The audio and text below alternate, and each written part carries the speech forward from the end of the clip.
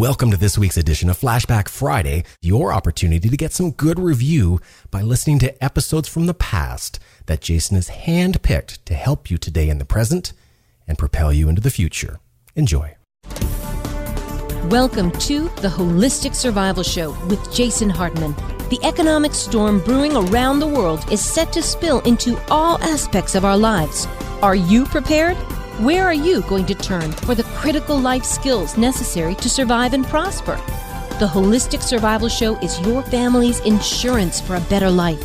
Jason will teach you to think independently, to understand threats, and how to create the ultimate action plan.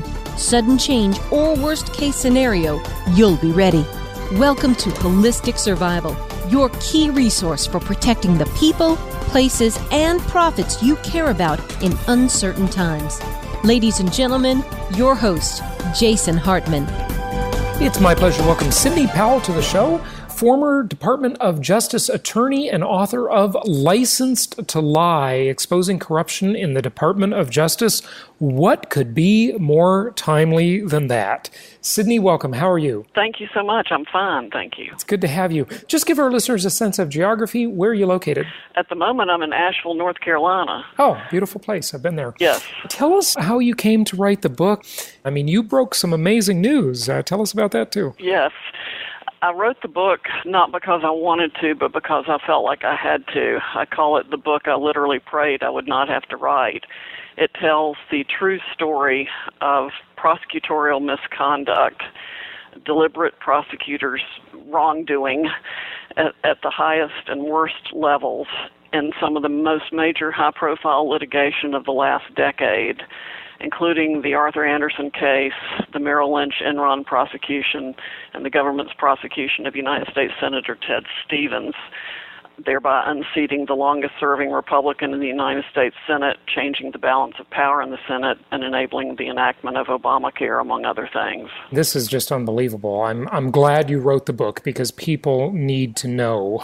They need to know this for sure. Yes, they do need to know. And I wrote it like a legal thriller, so it's not too full of legalese, and everyone should be able to understand that. They say it reads like a John Grisham novel. Well, I hope they make a movie out of it, or at least a documentary, but a movie would be best. It would make a good movie. First of all, you outlined those cases.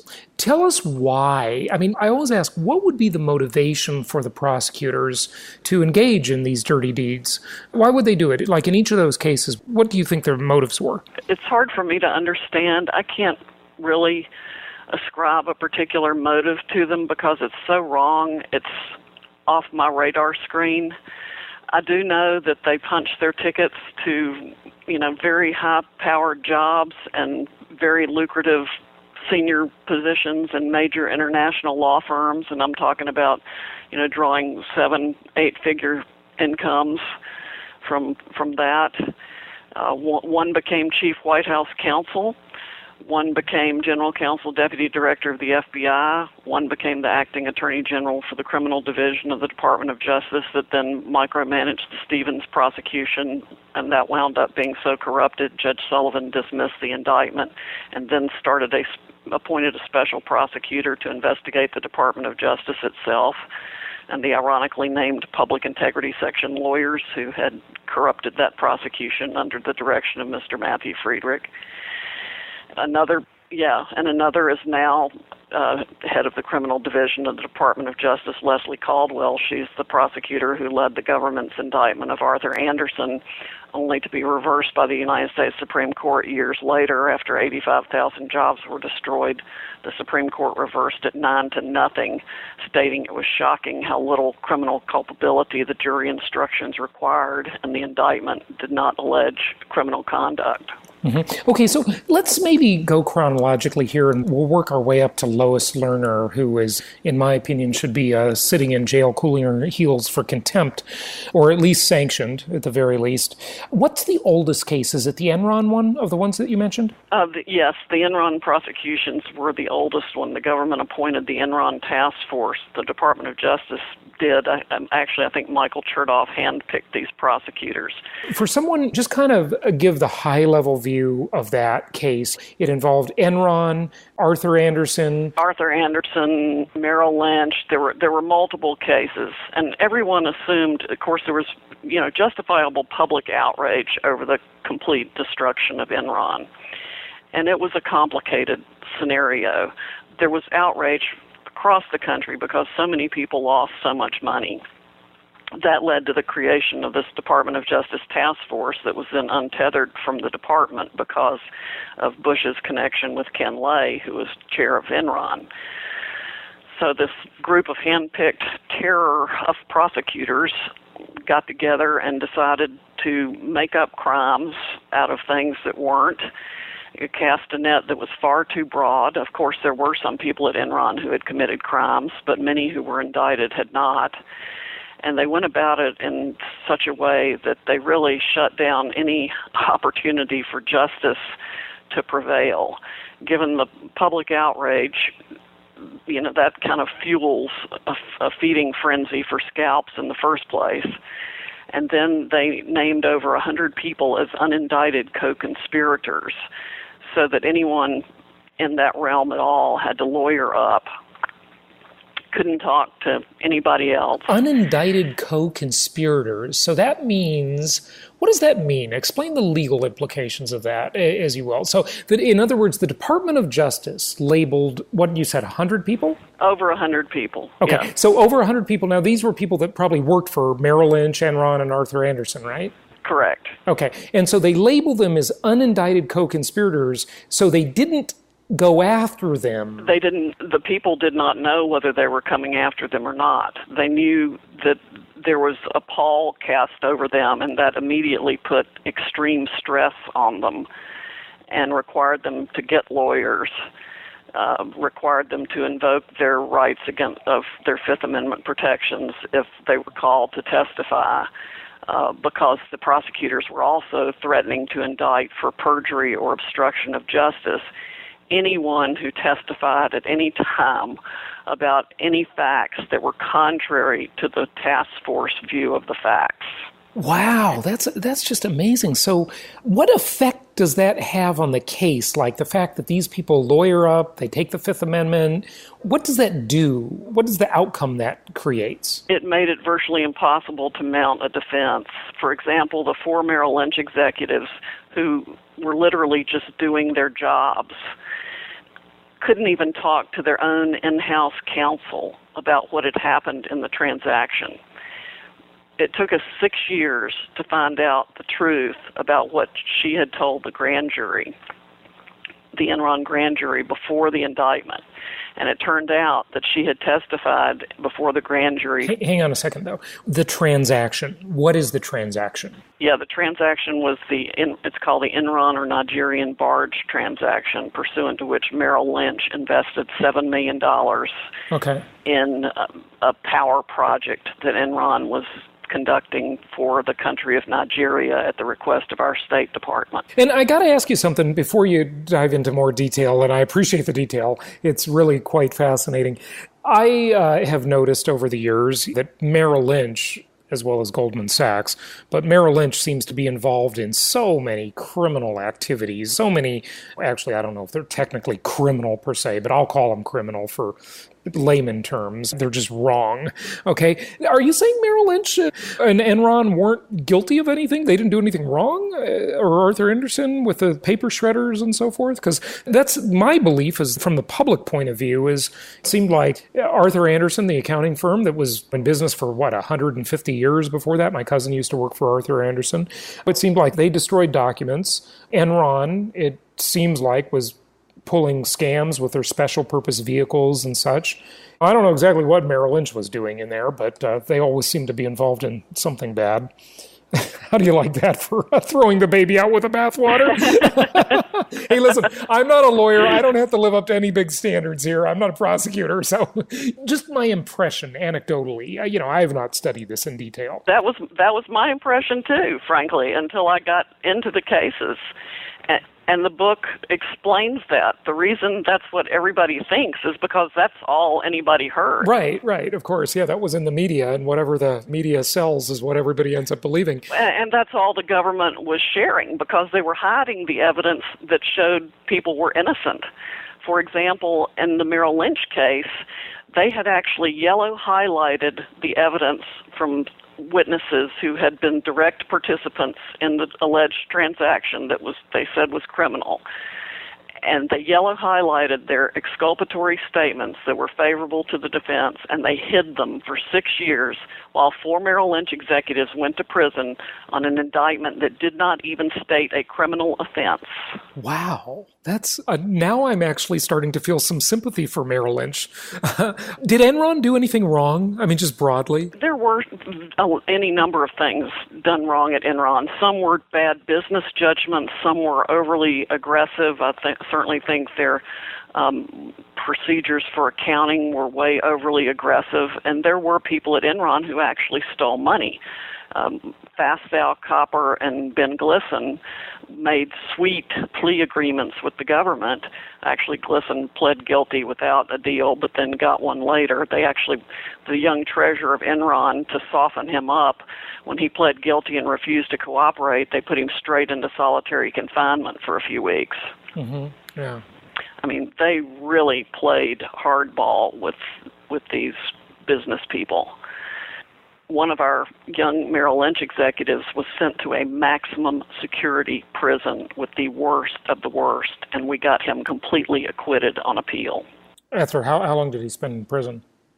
8 months. Wow, that's amazing. Away from his 4-year-old and 2-year-old in a maximum security federal transfer facility. Since I asked you the very general question, did Enron do anything wrong? Did Merrill Lynch do anything wrong at all? If it did, it was a civil issue only, not a criminal one. Merrill made another tactic of the task force was after they destroyed Arthur Andersen merely by indicting it, they turned their sights on Merrill Lynch. Merrill Lynch agreed to a very onerous non-prosecution agreement that required, among other things, that any Merrill employee who spoke about the transaction agree only with the government's view of the case. In other words, they couldn't say anything contrary to the task force view of the case, or Merrill Lynch could be indicted solely within the discretion of the task force. And an indictment of Merrill Lynch would have destroyed Merrill Lynch. How about Arthur Andersen? Arthur Andersen was actually, everybody thinks they were convicted of shredding documents.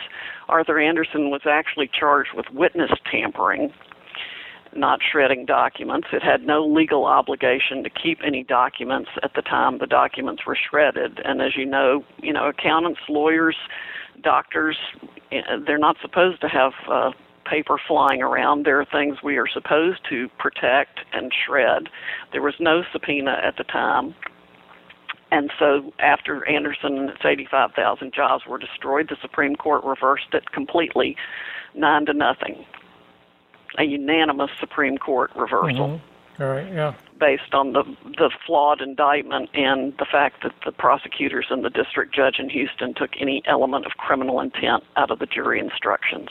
Wow, that's amazing. They're really a different story, I got to tell you, I call Wall Street the modern version of organized crime somewhat frequently, and I still think that, but maybe it is time for another look at this case and some of these other cases, because there's a really interesting documentary that reframed, and I had the director of this documentary on my show before. It's called Hot Coffee, and it really reframed this Stella McDonald's coffee spill case.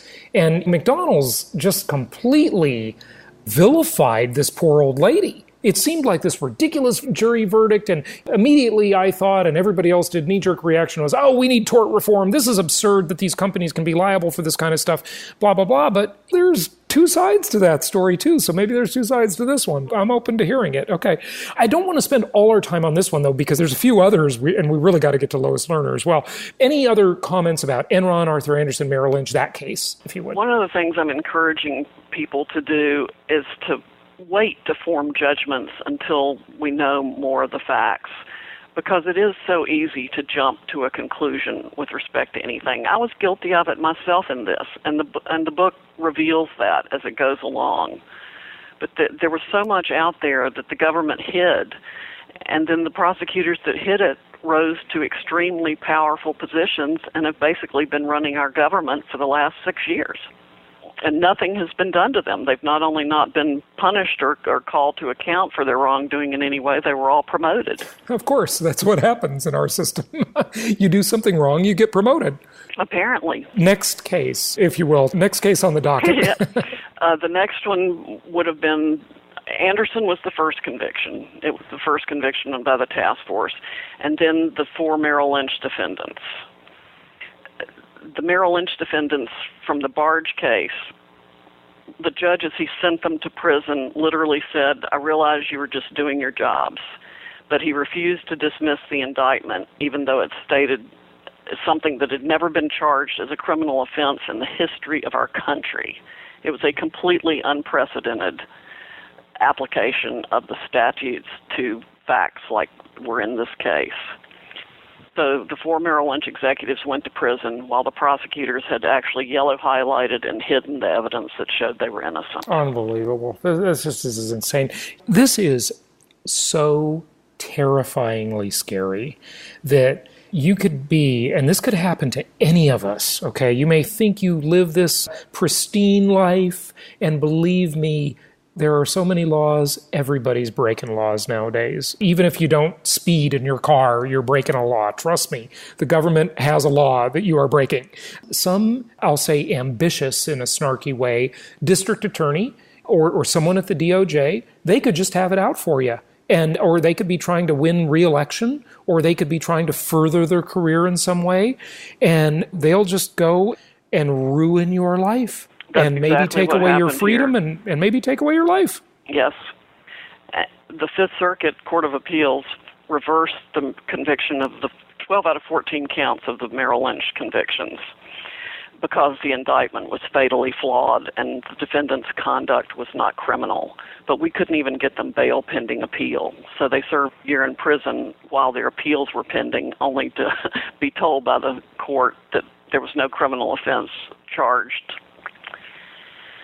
So that shattered all of their lives, but the government was undeterred by the reversal. They decided they would just white out the portions of the indictment that the Fifth Circuit had specifically criticized. So they whited those out, and were going to drag the defendants through a second trial. So these men, my client, for example, was in litigation for almost 10 years. The entire teenage years of both his children. And going back to your comment about people, leading pristine lives, Dan Bailey was one of the Merrill Lynch executives indicted and sent to prison. Judge Werlein, as he sentenced him, told him he'd never had such a fine person stand before him for sentencing. And the judge had to do it, though, right? Because that's the law. Well, no, he didn't have to do it. He should have dismissed the indictment because we made the same arguments to him that the Court of Appeals reversed on. The indictment did not state a crime. Mm-hmm. But sometimes the judge is tied, right? They have to do things, even if the judge doesn't even agree with it, right? Just because of the way the law is written? No. Okay. All right. No. He could, if he had applied the law correctly, he would have dismissed the indictment. There would never have been a trial in the first place. Well, why would he even say that then? Why would he say, I've never had such a fine person? It sounds like he didn't want to convict him. Or sentence him, I mean. He didn't want to have to send him to prison, but when he refused to dismiss the indictment and allow it to go to trial, then that was the consequence. Wow. Amazing. But that was because, he didn't do his job in any way, shape, or form. The trial was a total farce. I've never seen a trial so infected with errors as the Merrill Lynch trial was, from the indictment through the jury instructions. It's amazing, though. All these bigwigs at Merrill Lynch, they must have had the world's best attorneys defending them, right? They did. It didn't matter. When you have a judge that's determined to ensure your conviction and prosecutors who hide the evidence that show you're innocent, anybody can be sent to prison. No one in this country is safe from this kind of misconduct by the government. And the only person who can stand between the prosecutors and the jail cell is a good federal judge. And if you have one that just sits there and watches the parade go by, it's not going to do the right thing. So one of the things you talk about in your book is the dangerous fuel of public outrage.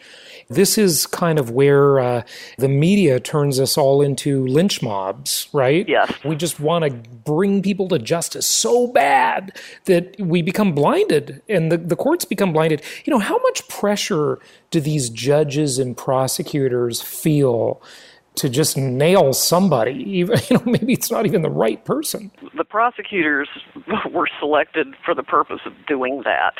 I mean, that was their whole mission, was to see how many scalps they could rack up and see what kind of crimes they could create, basically, on behalf of the Enron task force. They went in with the mindset that's totally contrary to the way I was raised in the Department of Justice. There's an old Supreme Court case that talks about how a prosecutor is supposed to seek justice, not convictions. And while he is at liberty to strike fair blows, he cannot strike foul ones. They violated every aspect of that mantra, yeah. Before we get to Lois Lerner, can we do anything about this? Yeah, there are a number of things that can be done. Several years ago, after the Ted Stevens conviction was thrown out, Judge Sullivan named a special prosecutor, Henry Schulke, to investigate the Department of Justice. He came out with a mammoth report, about 500 pages long, detailing his investigation and a lot of the evidence that he had obtained. He found systematic and pervasive intentional misconduct within the Department of Justice. There's a nonprofit organization called POGO, Project on Government Oversight.org, pogo.org, and it has also, by virtue of Freedom of Information Act requests, identified over 400 instances of prosecutorial misconduct in the last decade that has been intentional or reckless. Eric Holder refuses even to release the names of the prosecutors who engaged in misconduct that the department itself has verified as intentional or reckless. Okay, tell us a little bit about the Ted Stevens story, though. Yes. Give us the background on that. Senator Stevens was indicted by one of the former Enron task force prosecutors, Matthew Friedrich, at his instance and insistence when he became acting attorney general in charge of the criminal division of the department. They also, in that case, hid evidence that seriously impeached the government's main witness, with whom they had made a very sweet deal and basically controlled anything and everything he would want to say or they would need him to say. Among the evidence they hid was the fact that he had engaged in sex trafficking with a minor and engaged in subornation of perjury. Rather crucial things that should have been disclosed to the defense in that case. And they also had made up a story to explain a note that Senator Stevens had written on which his entire defense was based.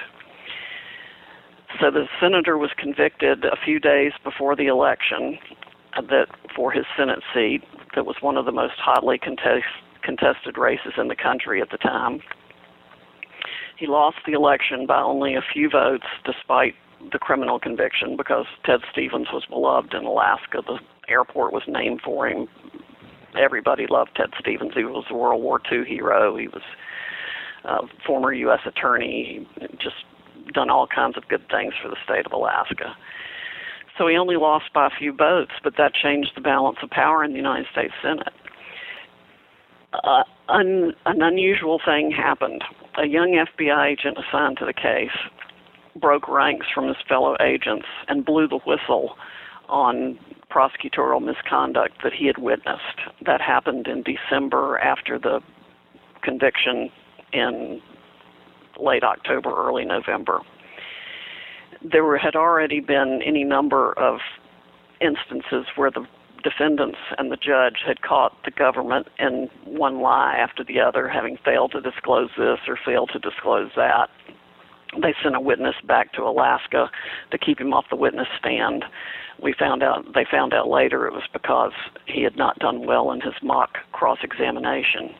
They claimed it was because he wasn't feeling well, and he was under the weather, but the defense had subpoenaed him also. They sent him back without letting the defense know.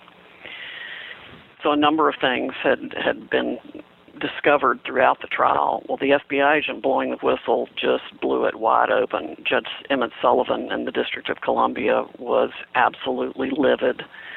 The defense had been filing motion after motion.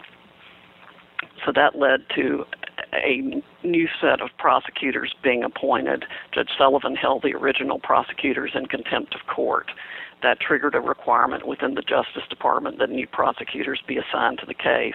It didn't take those new prosecutors but a couple of weeks to find the evidence that the original team had hidden. And that led to Eric Holder rushing in as the newly appointed Attorney General. I think he'd only been in office 3 or 4 weeks at the time, to dismiss the indictment in the interest of justice and announce that he was going to clean up the department. This would send a message throughout the department that Brady violations wouldn't be tolerated. Well, we were still in the Merrill Lynch litigation at the time and hadn't even discovered the yellow highlighted evidence yet, but I still had a strong sense that the government was hiding things. Nothing made any sense. They'd only given us few-line summaries of the testimony of these crucial witnesses, and we knew there had to be more out there in terms of notes or the FBI reports of their transactions or their grand jury testimony or SEC testimony. They wouldn't give us any of that. So we kept pounding for that.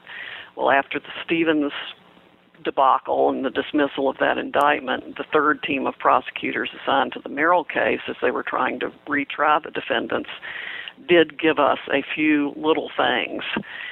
And in March of 2010, they gave us a disc, and that disc, unbeknownst to them, they apparently didn't review it before they gave it to us, contained the yellow highlighting of the evidence that directly contradicted the government's entire case against the Merrill defendants.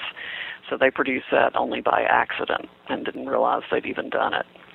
Yeah, wow, that's just unbelievable. Can these prosecutors be prosecuted for obstruction of justice? And going on these witch hunts? I mean, does that ever happen though? I mean, it probably can happen. But I know of one time that it happened. It is extremely rare. One of the reasons I had to write the book is because we couldn't get the Department of Justice to do anything about this. My client still stands convicted of perjury and obstruction of justice for expressing his personal understanding of a telephone call he wasn't on, even though Andrew Weissman, the prosecutor in the grand jury, had told him to share his personal understanding, whether it was accurate or not. And even though, as it turns out, his personal understanding was absolutely true and had been yellow highlighted by the government, by the actual participants on the call. Unbelievable. Okay, so prosecution is rare, if ever. It's so rare it's negligible. Right. But what about civil liability? If one of these prosecutors goes after you, you can't sue the dang judge. They're pretty much immune. But can you sue the prosecutor?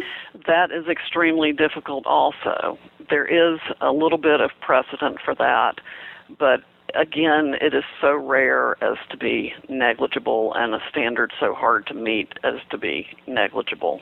Mm-hmm. What's the standard? Why is it so hard? I don't remember the precise wording of it, but it requires a significant level of proof, and the courts are just not interpreting it with any sort of leniency at all. And the bar associations are doing nothing. We filed grievances. Bill Hodes, one of the leading legal ethics experts in the country, and I filed grievances against Andrew Weissman, who became general counsel to the FBI, Catherine Rumler, who became chief White House counsel, and Matthew Friedrich, who became the person who micromanaged the Stevens prosecution. We filed grievances against those with their respective bar associations because after we found the yellow highlighting, the Fifth Circuit did hold that the prosecutors had plainly suppressed evidence favorable to the defense. There's an ethical rule 3.8, a special rule governing prosecutors, that says that is a serious ethical violation. Well, the Department of Justice defended Weissman, and they said, like the Fifth Circuit did, and it's refusing to reverse the convictions of my client on the perjury and obstruction charges that were ridiculous. And no new trial, no nothing. In fact, we couldn't even get a hearing on the motion for new trial because of the yellow highlighting. You were talking about what we can do about it. Did you cover all those things? You mentioned an organization, POGO, I think. Just quickly, maybe one or two more. Yeah, and yes. Then I want to talk about Lois Lerner. Yes. Well, there was legislation proposed in Congress called the Fairness and Disclosure of Evidence Act, and there's going to be a new act introduced called the Prosecutorial Integrity Act that's designed to put some teeth in the rule that requires prosecutors to disclose evidence favorable to the defense and to set some timelines for that. The Fairness and Disclosure of Evidence Act was widely supported from the ACLU through the National Association of Criminal Defense Lawyers to the Chamber of Commerce. I mean, everybody supported it. It died in committee because it was opposed by the now ironically named Department of Justice. Yes. Yeah.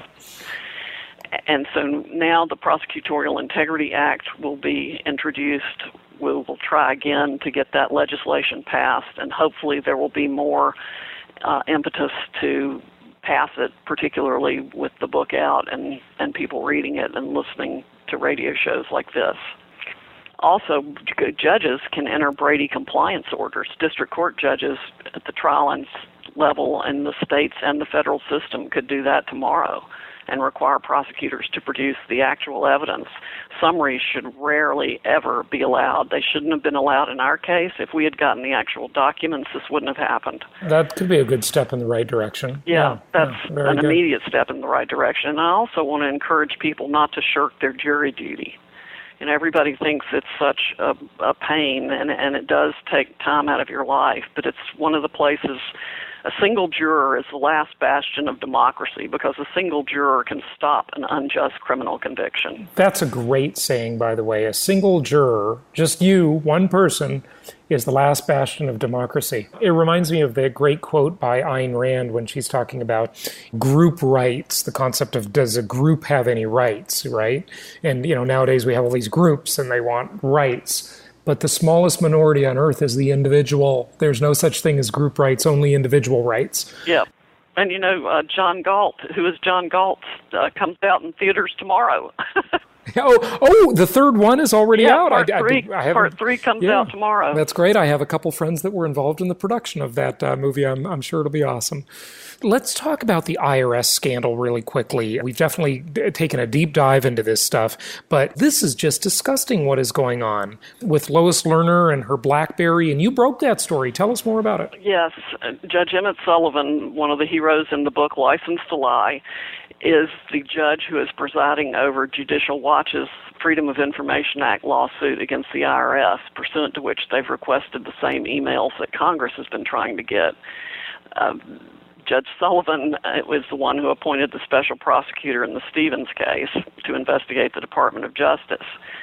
So he is not going to sit and watch the parade go by. He is a judge of great integrity and courage, and he is very interested in doing what's right and fair.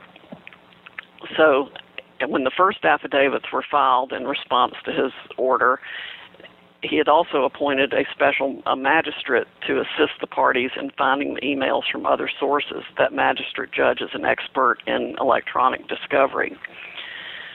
So they are working on it. Judge Sullivan wasn't satisfied with the first affidavits that IRS provided in response to his questions about, where are the emails and what happened to this computer. And first it was 1, and then it was 7, and then it was almost 20, and just last week they came out with another 5 had crashed. So basically the answer is if Congress wants the subpoenas, if Congress wants the emails, that person's computer crashed. And unbelievable. Yeah. I mean, that's just, if I did that in the case, I would get fined and sanctioned, and Congress can't even get the emails. That's amazing. It is extraordinary, extraordinary. So how do these people get away with this crap? I mean, it's disgusting. I don't think they're going to get away with it much longer with Judge Sullivan I hope on it. not. Yeah. After the first declarations were filed and he wasn't satisfied with those answers, he requested second declarations, and he specifically asked about a BlackBerry because they'd said nothing about it. Well, when the government filed the second set of declarations, you had to read them very carefully and put the pieces together, but they disclosed that Lois Lerner actually had two BlackBerries. They described one by serial number. They described the other one by date. So I sat down with the two declarations, ran a timeline, kept track of the numbers, and realized that they were admitting that they had destroyed Lois Lerner's BlackBerry that would have applied and had the emails on it for the time that Congress was requesting. She turned it in for destruction and got a new one on Valentine's Day 2012, which was when Congress had really focused on her. They'd already talked to her, and IRS destroyed it in June of 2012. Her computer had crashed in, I think it was April of 2011. Her computer had conveniently and allegedly crashed. But, right, yeah. Just a few days after she got the request from Congress for the emails. Yeah, or the letter. Here's what's funny about this whole case. I mean, certainly you would expect that the IRS backs up their computers, for God's sake, right? Right. They also terminated their long-standing contract for document How backup. Convenient. All of this coalescing to be such a convenient series of events here. Yes. And I've got a number of articles on this topic as it developed at observer.com. A lot of those have gone viral and been widely reported and used by other media as well. Here's a snarky idea as to where to get Lois Lerner's data and her emails from. Why don't we just go to the NSA? Don't they have everything? Right. Several people have suggested that. Yeah. Oh, I thought that was an original idea. Darn it. Sorry, no. Several people have suggested that. If you read the comments to the articles on theobserver.com, you'll see comments to that effect. Darn, I can't be original as hard as I try. The government did admit to Judicial Watch a week or two ago that there is a massive government backup system, but they claim it'd be too hard and too onerous for them to go find the emails there. So that's why they said there weren't any. Yeah. Unbelievable. Just lie because it's difficult and obstruct justice because it's too hard to go find them. Sure, yeah, of course. Okay, so what else do we need to know about the IRS? I mean, basically this case, just give the listeners the overall view. I'm sorry we didn't do that first. The case is about the IRS targeting or not approving tax-exempt status of like Tea Party groups, right? Yes. The use of IRS for political purposes to harass conservative groups, especially before Obama's reelection in 2012. And there is the Inspector General for Treasury, who's the watchdog over IRS, in-house with the government, even confirmed in his report that improper political targeting had occurred. And Lois Lerner's activities were totally inappropriate. We all saw the testimony of some people in these groups that couldn't get their political group approved, or their political action committee, or whatever it was, or their nonprofit. And it's just, this is unbelievable that the Obama administration is using the IRS as a weapon to target political opponents. I mean, that is just, it's an outrage. An outrage is like an understatement. That is disgusting. Yes. And how high up, I mean, did that come from Obama himself? I mean, it must have. He must have known about it. It definitely has to go into the White House, or there wouldn't be such an extraordinary effort to refrain from producing the paper. And all these ridiculous, mysterious computer crashes that defy logic, reason, or reality, and basically are intellectually insulting to even, 10 and 15-year-olds in this country who know that computers don't crash like that. Even if they do crash, the data can still be recovered most of the time. Yes. The only thing that really makes it so you can't recover the data, from what I understand, is a fire. Or drilling a hole in the hard drive. Yeah, a complete physical destruction of it, too. Yeah, in fact, Lois Lerner's hard drive was just scratched, according to the initial report, and supposedly one person had testified to Congress that he suggested it be sent to an outside vendor to recover the emails. IRS didn't do that. Instead, they completely physically shredded it. And they did the same with the BlackBerry. They wiped it, and then they physically destroyed it. Unbelievable. This is just disgusting, these cronies. If any of us did that, we'd be under the jail. I mean, try, not being able to produce your material for an audit because your computer crashed and you shredded the computer. And conveniently, they didn't lose any audit or taxpayer files. They can still go after the taxpayers. Right. Yeah. It's just amazing that only the email traffic between the folks in the White House and around the political targeting of the conservative groups seems to have been lost. Meanwhile, there was a IRS person who made over 165 visits to the White House during the same time frame in person. Unbelievable. Okay, just wrap this all up for us. We've been going a little long here. Any closing comments on anything? Give out your website. Tell people where they can find the book. Yes, read Licensed to Lie, Exposing Corruption in the Department of Justice. The website is licensed2lie.com. The book is definitely available on Amazon. It also should be through various bookstores. I tweet at Sidney Powell, followed by the number 1, and like License to Lie on Facebook. Tell your friends. It's on Kindle and Nook. It's available in every form. Fantastic. And Sidney, give out that Twitter again, but spell your first name the way you spell Sidney. Yes, SIDNEY, POWELL, the numeral 1. I really hope that they make a movie out of your book because, number 1, I think it'll be fascinating. But number 2, that's the only way the mainstream culture will ever know any of this stuff. That's true. It would reach a much wider audience if it goes to that form. Very, very important topic and very interesting. Sidney Powell, thank you so much for joining us. Thank you very much. Oh, and remind people also to go to theobserver.com to read the assorted articles, including one about the White House and the emails. Good stuff. Sidney Powell, thank you. Thank you. Thank you for joining us today for the Holistic Survival Show, protecting the people, places, and profits you care about in uncertain times. Be sure to listen to our Creating Wealth show, which focuses on exploiting the financial and wealth creation opportunities in today's economy. Learn more at www.jasonhartman.com or search Jason Hartman on iTunes. This show is produced by the Hartman Media Company, offering very general guidelines and information. Opinions of guests are their own, and none of the content should be considered individual advice. If you require personalized advice, please consult an appropriate professional.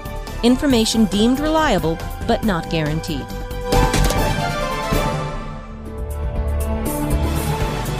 What's great about the shows you'll find on jasonhartman.com is that if you want to learn how to finance your next big real estate deal, there's a show for that. If you want to learn more about food storage and the best way to keep those onions from smelling up everything else, there's a show for that.